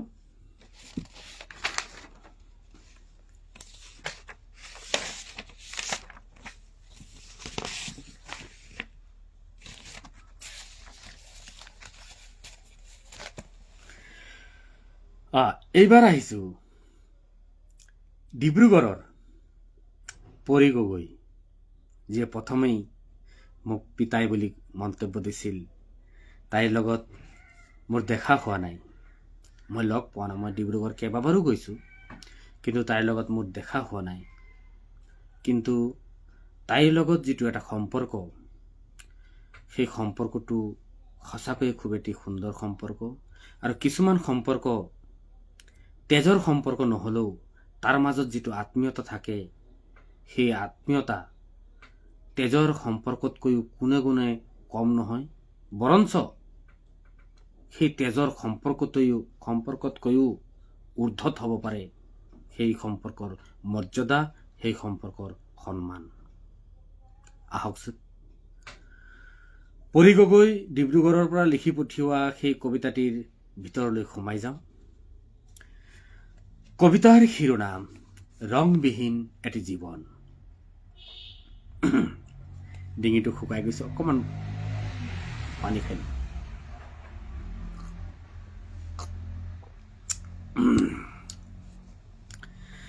কবিতাৰ শিৰোনাম ৰংবিহীন এটি জীৱন। কবি পৰি গগৈ। তেওঁ সুধিছিল মোক মোৰ প্ৰিয় ৰং কি। সেইদিনা মোৰ উত্তৰ একো নাছিল, মাথো এটা কথাতে সামৰিলো, ৰংবিহীন। তেওঁ আচৰিত হৈ মোলৈ চাই ক'লে, ৰংবিহীন? সকলোৰে প্ৰিয় ৰং একোটা থাকে। এতিয়া যেন তোমাৰ বুকুৰ মাজত বিষাদে ভৰা এটি ভাষ্য। এয়া যেন তোমাৰ বুকুৰ মাজৰ বিষাদে ভৰা এটি ভাষ্য। মই কলো, তুমি মোৰ দুচকুলৈ চোৱা, কি দেখা পাইছা? যদি দেখিছা মোৰ চলচলীয়া চকুজুৰি, তেন্তে উত্তৰটো বুজি চোৱাচোন এবাৰ। অশ্ৰু টোপালৰ জানো কোনো ৰং আছে? তেওঁ এটি মিচিকি হাঁহি মাৰি কলে, কি জানা, মই তোমাৰ দুচকুত এখন ৰঙীন পৃথিৱী দেখিছো, যিয়ে তোমাক দুখৰ মাজতো কিছু সুখ বিলাই আছে। সিয়ে তোমাৰ সাহসীৰ পৰিচয় দিয়ে। তেওঁ যেন মোৰ মনৰ অনুভৱ বুজিব খুজিছে।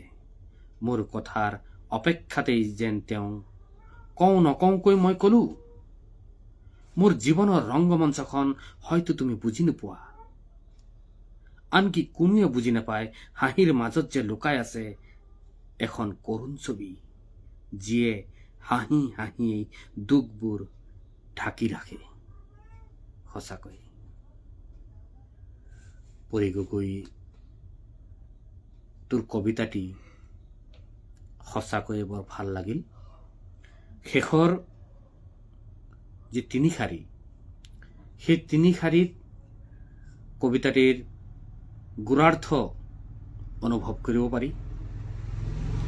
হাঁহিৰ মাজত যে লুকাই আছে এখন কৰুণ ছবি, যিয়ে হাঁহি হাঁহিয়েই দুখবোৰ ঢাকি ৰাখে। হাঁহিৰ মাজত লুকাই থাকে প্ৰত্যেকৰে একো একোটা বেদনা, একো একোটা বেদনাৰ পাহাৰ, যিয়ে হয়তো সেই হাঁহিৰে ঢাকি ৰাখে, হাঁহিৰে প্ৰলেপ দি ৰাখে সেই বেদনাবোৰক। সেই বেদনাৰ কিমান গধুৰ সেই ভুক্তভোগীৰ বাহিৰে বেলেগে হয়তো অনুভৱেই কৰিব নোৱাৰে। সঁচাকৈ পৰি গগৈৰ ৰংবিহীন এটি জীৱন কবিতাটিয়ে হৃদয় চুই গ'ল। খুব এটি সুন্দৰ কবিতা লিখিছ আই, তই লিখি থাকিবি। তোৰ এই সাহিত্যিক যাত্ৰা আৰু অধিক ঊৰ্ধ্বমুখী হওক, আমি তাকেই কামনা কৰিছো। এতিয়া আহিছো আজিৰ সপ্তমটি কবিতালৈ। কবিতাটি আমালৈ লিখি পঠিয়াইছে নলবাৰীৰ পৰা নৱকুমাৰ শৰ্মা, বেকেটত ঋতুৰাজ। আমাৰ বেকেটত ঋতুৰাজ বা নলবাৰী লিখা নাথাকিলে মোৰ অকণমান খেলি মেলি লাগি গৈছিলে, কাৰণ মোৰ এজন ককাইদেউ আছে মংগলদৈৰ, তেখেতৰ নামো নৱকুমাৰ শৰ্মা।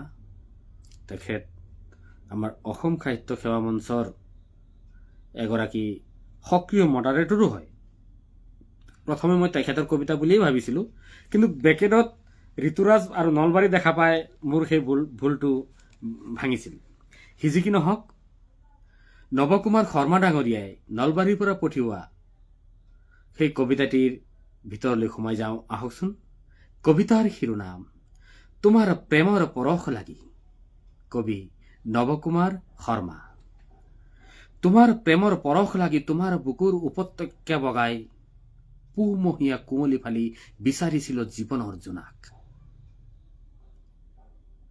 বুকুৰ আপোন সত্তা হেৰুৱাই মনৰ খিৰিকীয়েদি জুমি জুমি দুচকুত আশাই মেলিছিল পোহাৰ। তোমাৰ বুকুৰ মৰমে মেৰিয়াই আশা প্ৰত্যাশাত সঞ্চাৰী নতুন প্ৰাণ, দিলা ধৰ্ম, দিলা ভাষা, দিলা জ্ঞান। তোমাকে সাৱটি, তোমাকে সমৰ্পি প্ৰাণ, সেউজীয়াৰ পৰা ক্ৰমশ হালধীয়া হোৱা সৰা পাতৰ দৰে। দূৰ বহু দূৰত্ব অতিক্ৰমী ৰান্ধনী বেলিৰ বৰষুণত তিতিবুৰি গতিশীল পৃথিৱীত শিপাৰ অস্তিত্ব বিচাৰি, সংঘাতৰ পাহাৰ লংঘি তোমাৰ বুকুতে খন্তেক জিৰণি। তুমি যে প্ৰাণৰো প্ৰাণ, জনমে জনমে যেন তোমাক পাওঁ, দিয়া আই দিয়া আশিস, তোমাৰ চৰণ চুমি, তোমাৰ চৰণ সেৱি, তোমাৰ প্ৰেমৰ পৰশ লাগি ধন্য হওক প্ৰতিটো জনম। শ্ৰদ্ধাৰ নৱকুমাৰ শৰ্মাদেৱৰ এই কবিতাটি এটি দেশপ্ৰেমমূলক, খুবেই এটি অৰ্থবহ তথা সাৰ্থক কবিতা। খুবেই সুন্দৰকৈ তেখেতে উপস্থাপন কৰিছে, শব্দৰ চয়ন বয়ন খুব সুন্দৰ হৈছে। এনে এটি কবিতা আজিৰ এই অনুষ্ঠানত পাঠ কৰিবলৈ পাই সঁচাকৈয়ে বৰ ভাল লাগিল। আচলতে বিশ্লেষণ কৰিলে সময় অলপ বেছি লাগিব বুলি মই বিশ্লেষণ কৰিব বিচৰা নাই। আৰু কেইটামান কবিতা আছে, আকৌ কেইটামান মন্তব্যও নপঢ়িলে ভাল নালাগে। আহকচোন দুটামান মন্তব্য ভিতৰলৈ সোমাই যাওঁ।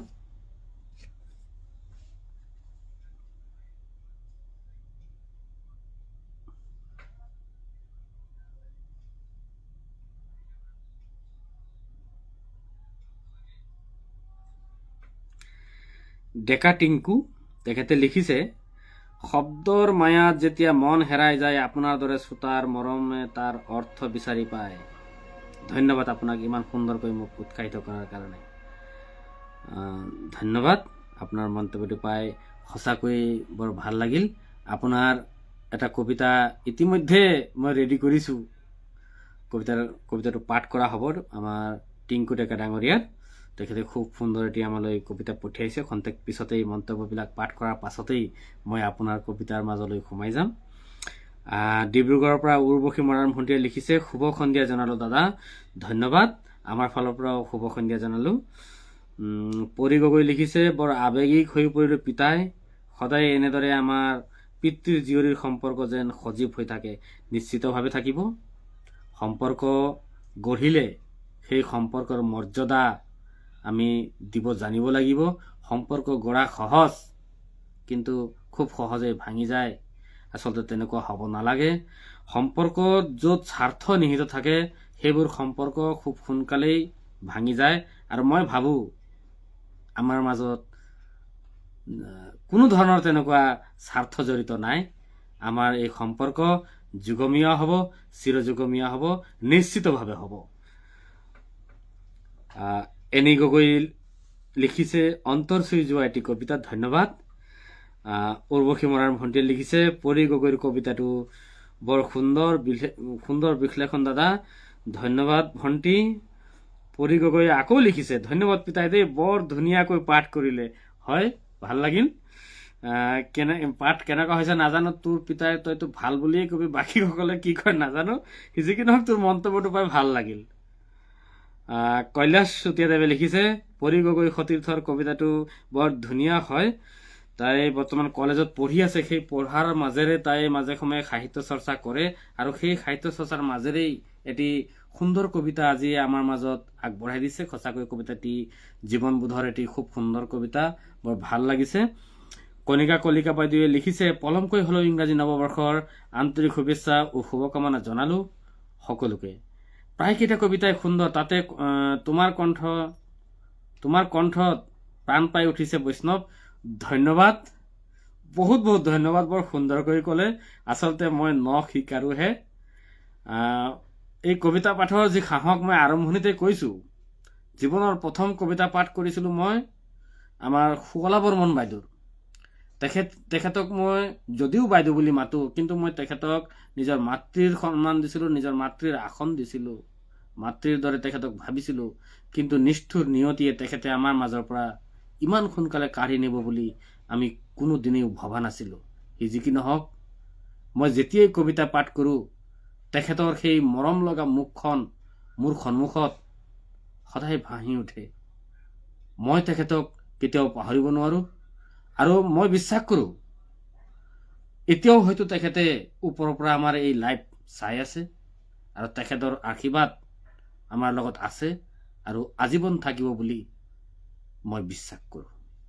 সি যি কি নহওক, কণিকা কলিতা বাইদেউৰ ঘৰ আৰু শুৱলা বাইদেউৰ ঘৰ একদম ওচৰা ওচৰি। বাইদেৱে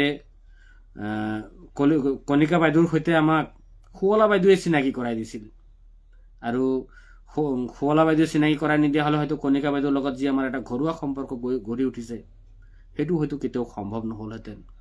সি যি কি নহওক, আপুনি আজিৰ আমাৰ এই অনুষ্ঠানত উপস্থিত থাকি সুন্দৰ সুন্দৰ মন্তব্যৰে উৎসাহিত কৰাৰ কাৰণে সঁচাকৈয়ে বৰ সুখী হৈছোঁ, ভাল লাগিল। অঞ্জুমণি কলিতা বন্ধুৱে লিখিছে, পৰি গগৈৰ কবিতাটোৱে অন্তৰ জোকাৰি গ'ল, শুভেচ্ছা জনালো পৰি, লিখি যোৱা। ধন্যবাদ। সঁচাকৈয়ে তাই বৰ সুন্দৰকৈ লিখিছে। তিলক চন্দ্ৰ শৰ্মা ককাইদেৱে লিখিছে, পৰি গগৈৰ ৰংবিহীন জীৱন এটি বৰ বেদনাসিক্ত অনুভৱৰ উপস্থাপন। এয়াই মানৱ জীৱনৰ নিভৃত সত্য, যিটো হয়তো অন্যান্য জীৱনৰ ক্ষেত্ৰত ব্যতিক্ৰম। আপোনাৰ মনোৰম পাঠৰ পিছত বিশ্লেষণ কৰাৰ প্ৰয়োজন নাথাকে বুলিয়েই ভাবিছোঁ। ধন্যবাদ। আপোনাৰ পৰামৰ্শটো নিশ্চয় পালন কৰিবলৈ চেষ্টা কৰিম। আহকচোন এতিয়া আমি অষ্টম কবিতাটিৰ ফালে আগবাঢ়িছো। কবিতাটি আমালৈ লিখি পঠিয়াইছিল টিংকু ডেকা।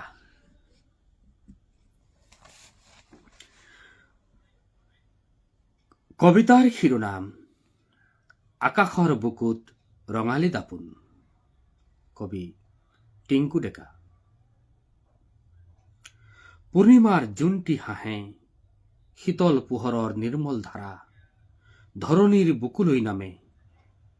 নীলা আকাশৰ বিশাল কোলাত জিলিকিছে এটি হীৰা, তাৰেই মায়াত বিলীন হৈছে অশান্ত মনৰ পীড়া।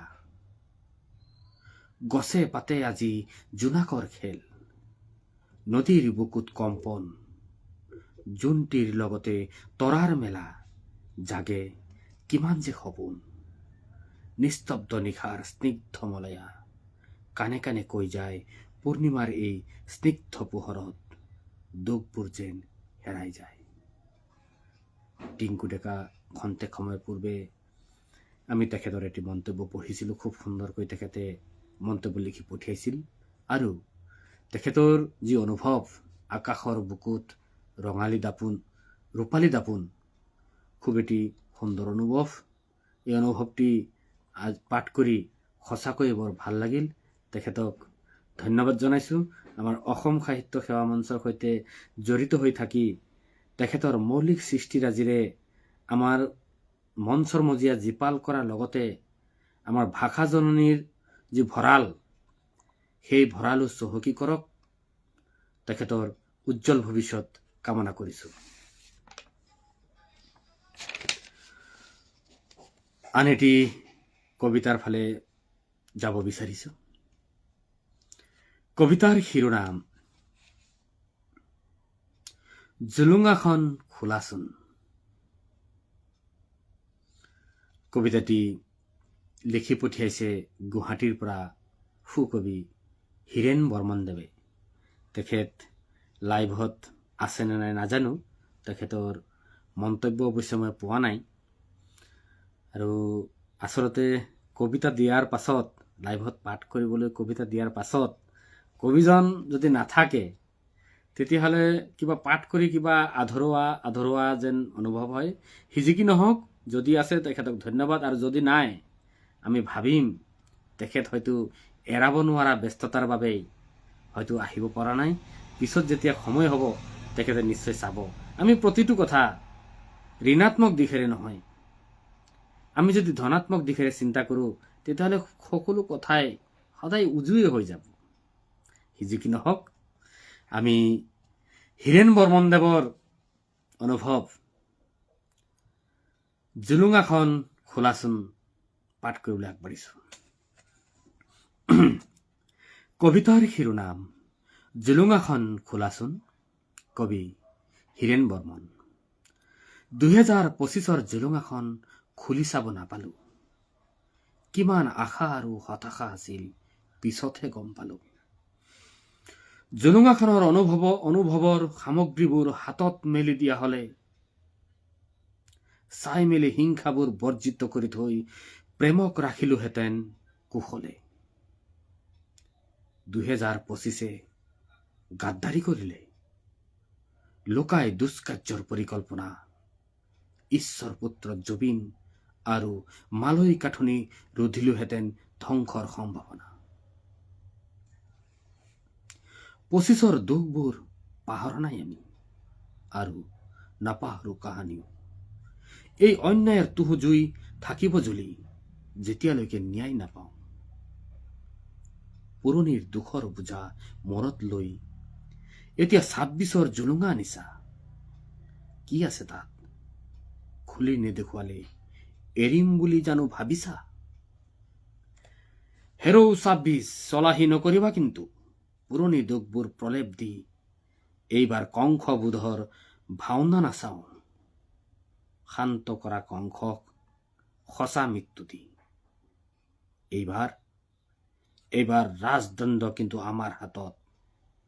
আঙুলি টিপাৰেই আঁতৰাম জুবিন আৰু পায়েঙৰ সেউজ প্ৰকৃতি ধ্বংসৰ পাবি পৰিণাম। সেয়ে জুলুঙাখন ২৬ৰ খোলা আমি সমস্বৰে দিলো জাননী সাৱধান হৈ কাণ দি শুনা হেৰৌ অসুৰ ভাবি লোৱা এয়া অশনি সংকেত। খুব এটি ভাবগধুৰ কবিতা। আৰম্ভণিতেই কবি লিখিছে ২০২৫ৰ জুলুঙাখন খুলি চাব নাপালো এৰা। ভৱিষ্যতে আমাৰ কি হ'ব, কি হ'বলৈ গৈ আছে সেইখিনি আমি কেতিয়াও চাব নোৱাৰো। আৰু যদি চাব পৰা ব্যৱস্থাটো থাকিলেহেঁতেন হয়তো পৃথিৱীত অপায় অমংগল দুষ্কাৰ্য হত্যা লুণ্ঠন এইবোৰ কেতিয়াও নহ'লহেঁতেন। কিন্তু আমাৰ দুৰ্ভাগ্য আমি সেইখিনি চাব নোৱাৰো। আমি সকলোকে বন্ধু বুলি ভাবোঁ, কিন্তু তাৰ মাজতে আমাক কিমানে বেয়া পায়, কিমানে আমাক ভিতৰি ভিতৰি সমালোচনা কৰে আমি নাজানো। সি যি কি নহওক আমি সকলোকে ভাল বুলি ভাবোঁ। আমি ভাল বুলি ধনাত্মক দিশেৰে আমি গ্ৰহণ কৰিম। ২০২৫ আমাক যি তিক্ততা দিলে, যি বেদনা দিলে, যি যন্ত্ৰণা দিলে, তাৰ পুনৰাবৃত্তি নহওক, সকলোৰে দিনবোৰ ভাল হওক, আমি তাকেই কামনা কৰিছোঁ। আমি অন্তিমটো কবিতাৰ পাঠ কৰাৰ পূৰ্বে আমি কেইটামান মন্তব্য পাঠ কৰিব বিচাৰিছোঁ। আৰু এটি মাত্ৰ কবিতা আছে।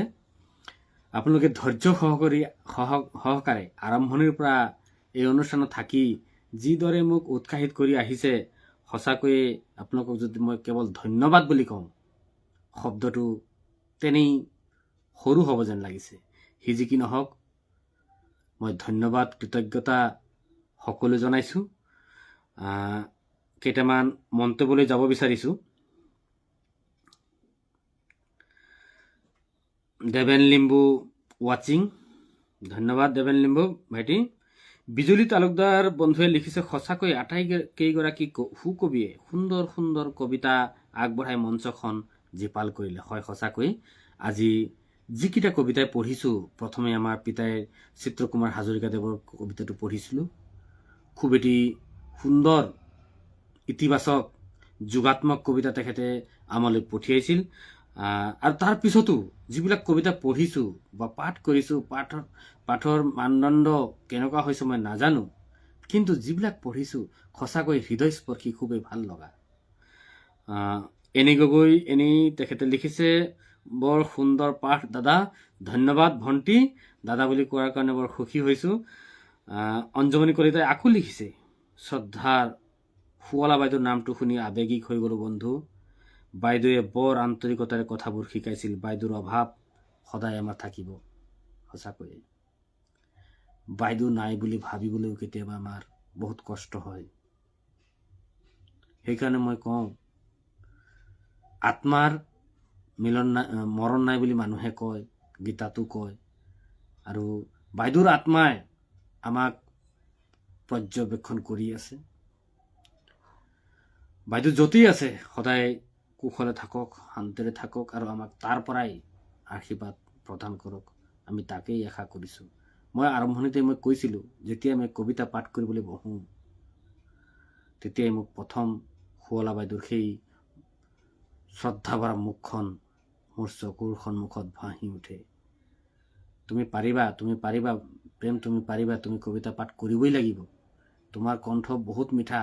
মোৰ কণ্ঠ মিঠা হয়নে নহয় সেইটো প্ৰথম কোৱা মানুহজন তেখেত আছিল। আজি তেখেত নাই, বৰ শ্ৰদ্ধাৰে সোঁৱৰিছোঁ তেখেতক।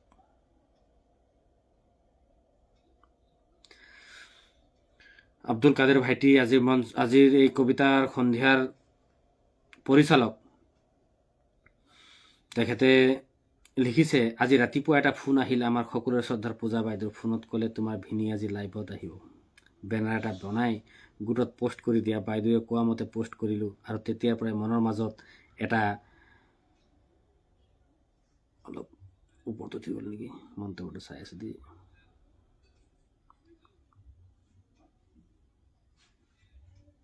মনৰ মাজত এটা আশা, আজি ভিনিৰ লাইভ অনুষ্ঠান উপভোগ কৰিম, কিন্তু আৰম্ভণিৰ পৰা অনুষ্ঠানত উপস্থিত থাকিব নোৱাৰিলোঁ যদিও এতিয়ালৈ পাঠ হোৱা প্ৰতিটো অনুভৱেই আপোনাৰ কণ্ঠত প্ৰাণ পাই উঠিছে। বহুত ভাল লাগিল। আগলৈ আপোনাৰ লাইভ অনুষ্ঠান উপভোগ কৰিব পাৰিম বুলি আশা ৰাখিছোঁ। কি ক'ম, ধন্যবাদ। ইমান সুন্দৰ মন্তব্যৰ প্ৰত্যুত্তৰ দিয়াৰ উপযুক্ত ভাষাৰ মই অভাৱ অনুভৱ কৰিছোঁ।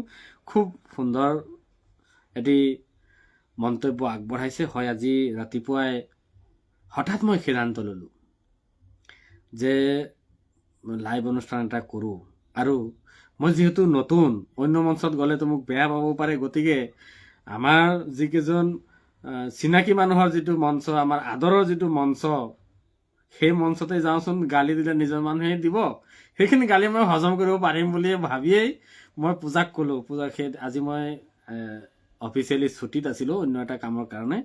আজি ৰাতিপুৱাই বিশ্বনাথ চাৰিআলি কিবা এটা কাম আছিল, তাত যাওঁতে মই গাড়ী চলাই আছোঁ আৰু তাইক কৈ আছোঁ, এনেকৈ কৰিব পাৰি নেকি, কাদেৰ ভাইটিক এটা ফোন কৰা, আৰু কাদেৰ ভাইটি যিহেতু বেনাৰ বনাব পাৰে, কাদেৰ ভাইটিকে পৰিচালক হিচাপে ল'ব লাগিব। কথা মতে পূজাই আৰু দেৰি নকৰিলে, লগে লগে ফোন কৰি কথা মিলাই দিলে। পিছত মই ঘূৰি আহোঁতে দেখা মোৰ কবিতা কেইটামান জমা আহিছে। যি কি নহওক, ইমান কম সময়ৰ ভিতৰতে সুন্দৰ এটি বেনাৰ বনাই ইমান সুন্দৰ সুন্দৰ কবিতাকেইটা সংগ্ৰহ কৰি দিয়াৰ কাৰণে খুবেই ভাল লাগিল। সঁচাকৈ আজিৰ অনুষ্ঠানটিত প্ৰথম যদিও আপোনালোকক পাই খুবেই ভাল লাগিল। ধন্যবাদ কাদেৰ ভাইটি। পৰৱৰ্তী সময়তো তোমাৰ যি সঁহাৰি, তোমাৰ যি সহযোগিতা, এই সহযোগিতাৰ সদায় থাকিব বুলি আশা ৰাখিছোঁ। আন এটি মন্তব্যলৈ যাব বিচাৰিছোঁ। আমাৰ টিংকু ডেকা, তেখেতে লিখিছে, অন্তৰৰ পৰা ধন্যবাদ জনাইছোঁ আপোনাক, সুন্দৰ কণ্ঠ নিগাৰাইছে। ধন্যবাদ টিংকু ডেকালৈও আমাৰ তৰফৰ পৰা আন্তৰিক ধন্যবাদ আৰু কৃতজ্ঞতা জনাইছোঁ ইমান সুন্দৰ এটি মন্তব্য দিয়াৰ কাৰণে। কণিকা কলিতা বাইদেৱে লিখিছে, সঁচাকৈ শুৱালাবা নামটো শুনি আৱেগিক হৈ পৰিলোঁ, বুকুত দুখ লাগিল। হয় বাইদেউ,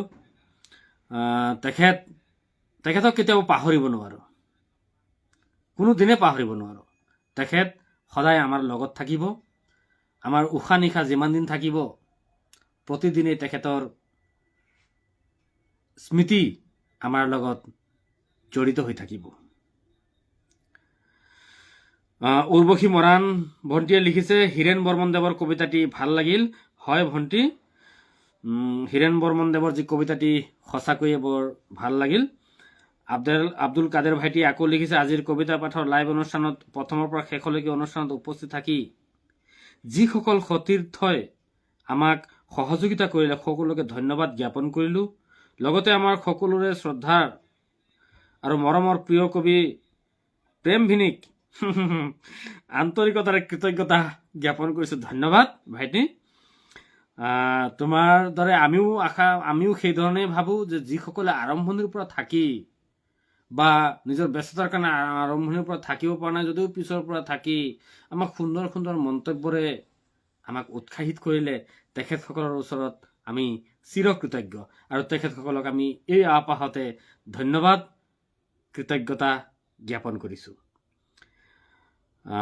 পংকজ দাস বুবু, সুন্দৰ কণ্ঠ আৰু সুন্দৰ পাঠ, ধুনীয়া হৈছে দাদা।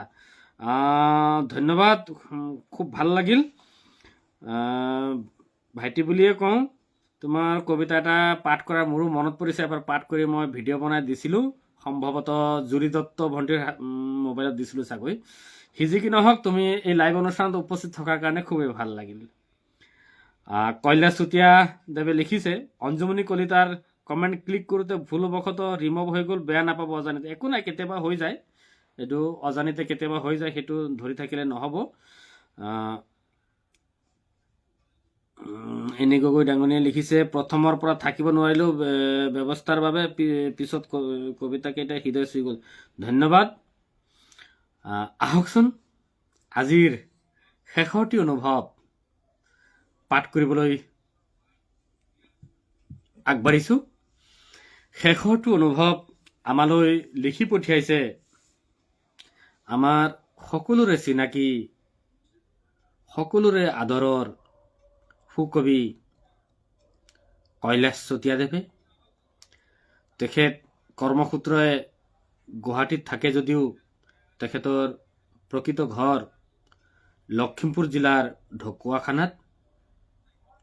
তেখেতৰ ঘৰত মই কেইবাবাৰো গৈছোঁ, আৰু তেখেতৰ লগত আমাৰ এটা ঘৰুৱা সম্পৰ্কও গঢ়ি উঠিছে। খুব ভাল মনৰ মানুহ, আৰু সদায় এনেকুৱা এটা দিন নাই যি দিনত কৈলাশ চুতীয়াদেৱৰ অনুভৱ পঢ়িবলৈ সুযোগ পোৱা নাই। হয়তো মই কিবা কাৰণত ফেচবুকত আহিব পৰা নাই বা চাব পৰা নাই, কিন্তু তেখেতৰ কবিতা দুদিন পলমকৈ হ'লেও আমি কবিতা পাওঁ। হয়তো আনুমানিক 800ৰো অধিক তেখেতে ইতিমধ্যে কবিতা লিখিছে, আৰু কেইবাখনো সংকলনো, কবিতা সংকলন, গল্প সংকলনো প্ৰকাশ কৰিছে, আৰু দুটামান সংকলন প্ৰকাশ কৰাৰ পথত বুলি আমি জানিব পাৰিছোঁ। আমি তেখেতৰ যি সৃষ্টিৰাজি, সেই সৃষ্টিৰাজিক সদায় শ্ৰদ্ধা জনাওঁ। খুব বাস্তৱমুখী তেখেতৰ লিখনি। আহকচোন তেখেতৰ এটি কবিতাৰ ভিতৰলৈ সোমাই যাওঁ। কবিতাৰ শিৰোনাম মায়া বৃত্ত। মায়া বৃত্ত। কবি কৈলাশ চুতীয়া। সুখবোৰ এটা কুকিত ভৰাই গলো, পৃথিৱীৰ অসুখ হলে হব বুলি আকালৰ সুমিষ্ট ফল। ভবাই নহল জুলুঙাটো পুৰণি হলে আধুনিকতাই গ্ৰাস কৰিব। প্ৰভাতী বেলিটো ভাটিবেলা নিস্তেজ হলে সুখবোৰ অনুভৱহীন হব। শৰীৰটোৱে কব এতিয়া মায়া মোহ, এইবোৰ মাথো স্বপ্ন, জীৱনটো এটা বৃহৎ শূন্য। সঁচাকৈ কবিতাত আমি শব্দ গণনা যদি কৰো, মাত্ৰ কেইটামান শব্দহে পাম। কিছু সময় পূৰ্বে আমি উৰ্বশী মৰাণৰ এটি কবিতা পাঠ কৰিছিলোঁ। কবিতাৰ মন্তব্যত আমাৰ মঞ্চৰ মুখ্য উপদেষ্টা শ্ৰদ্ধাৰ তিলক চন্দ্ৰ শৰ্মাদেৱে লিখিছিল যে উৰ্বশী মৰাণে হাতী মাৰি ভুৰুকাত ভৰাইছে। হয়, আমাৰ কৈলাশ চুতীয়াদেৱৰ যে মায়াবৃত্ত শীৰ্ষক অনুভৱটি সঁচাকৈ এটি জীৱনবোধৰ বাস্তৱমুখী বাৰ্তাবাহক এটি অনুভৱ। এই অনুভৱত শব্দৰ সংখ্যা তেনেই কম, কিন্তু ইয়াৰ গভীৰতা সাগৰতকৈ কোনো গুণে কম নহয়। এনে এটি সুন্দৰ কবিতা পাঠ কৰাৰ সুযোগ পাই সঁচাকৈ বৰ ভাল লাগিল। আজি আব্দুল কাদেৰ ভাইটি আমাৰ পৰিচালকক কোৱা হৈছিল 10টাতকৈ বেছি কবিতা ল'ব নালাগে, সময় হয়তো নাটনি হ'ব, দীঘলীয়াকৈ কৰিবলৈ অসুবিধা হয়, পাৰিম নে নোৱাৰিম ভয়ে ভয়ে ভাবো এটা আছিল। কিন্তু আপোনালোকৰ মৰম, আন্তৰিকতা আৰু আশীৰ্বাদে সেই ভয়খিনি একেবাৰে নোহোৱা কৰি দিলে। খুব ভাল লাগিল আপোনালোকৰ সৈতে আজিৰ সন্ধিয়াটি উপভোগ কৰি। মই বহুতৰে হয়তো মন্তব্য পঢ়িব পৰা নাই, স্পৰ্শ কৰিব পৰা নাই। মই এই অনুষ্ঠান শেষ হোৱাৰ পাছত প্ৰত্যেকৰে মন্তব্য মই নিশ্চয়কৈ পঢ়িম, আৰু কিবা কাৰণত কাৰোবাৰ মন্তব্য যদি ৰৈ গৈছে, এই অভাজনক ক্ষমিব।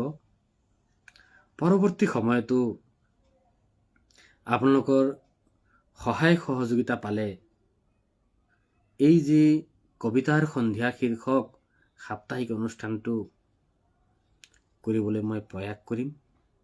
আজিৰ অনুষ্ঠানত আপোনালোকে আৰম্ভণিৰ পৰা থাকি আমাক যি ধৰণে সুন্দৰ সুন্দৰ মন্তব্য তথা আশীৰ্বাদ প্ৰদান কৰিলে, তাৰ কাৰণে আপোনালোকৰ ওচৰত চিৰকৃতজ্ঞ। আমি আশা ৰাখিম পৰৱৰ্তী সময়তো আপোনালোকৰ দিহা পৰামৰ্শ, আশীৰ্বাদ, তাৰ সমাহাৰেৰে আমাৰ এই মঞ্চৰ মজিয়া জীপাল হ'ব।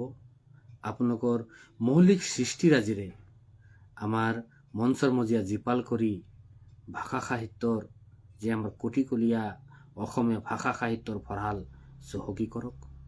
সকলোৰে জীৱন মংগলময় হওক, ধুনীয়া হওক, আধৰুৱা কামবোৰ সম্পূৰ্ণ হওক, তাকে কামনা কৰিছোঁ। পলমকৈ হ'লেও ইংৰাজী নৱবৰ্ষৰ পুনৰবাৰ শুভেচ্ছা জ্ঞাপন কৰি আগন্তুক ভোগালী বিহুৰ শুভেচ্ছা সদৌতুলে জ্ঞাপন কৰি আজিৰ এই লাইভ অনুষ্ঠানৰ পৰা বিদায় মাগিছো। সকলোৰে কুশলে থাকক, মংগলে থাকক। যিসকলৰ মন্তব্য পঢ়িবলৈ থাকি গ'ল, পুনৰবাৰ আপোনালোকৰ চৰণ স্পৰ্শী সেৱা জনাইছো। শুভৰাত্ৰি।